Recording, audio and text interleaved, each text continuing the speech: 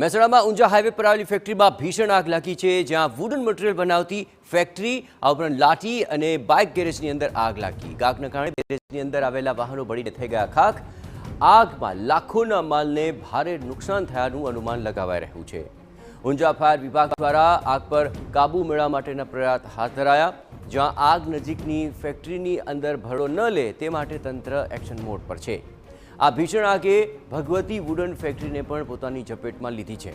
ઊંઝા, પાટણ, વિસનગર અને ઓએનજીસીના fire fighter દ્વારા આગ પર કાબુ મેળવવાના પ્રયત્નો ચાલુ છે, પરંતુ 2 કલાકથી વધુ સમયથી પ્રયાસો છતાં હજુ આગ પર કાબુ નથી મેળવી શકાયો. આ સમગ્ર મામલે વધુ વિગતે વાત કરવા જોડાઈ રહ્યા છે ટીવી 9 સંવાદદાતા મનીષ મિસ્ત્રી. મનીષ, આગ લાગવાનું કારણ જાણી શકાયું છે અને આગ બુઝાવવા માટે શું કામગીરી ચાલી રહી છે હાલ?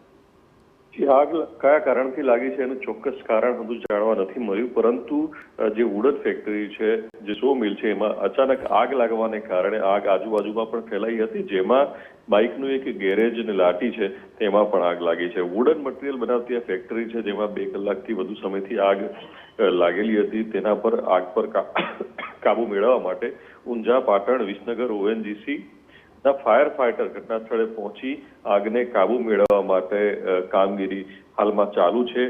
આગને જોતા હાલમાં જે વુડન ફેક્ટરી અને આજુબાજુનો ગેરેજનું પણ જે માલ છે અને બાઇકો છે એને પણ નુકસાન થયું છે. આગમાં બાઇકો સળગી ગયા છે.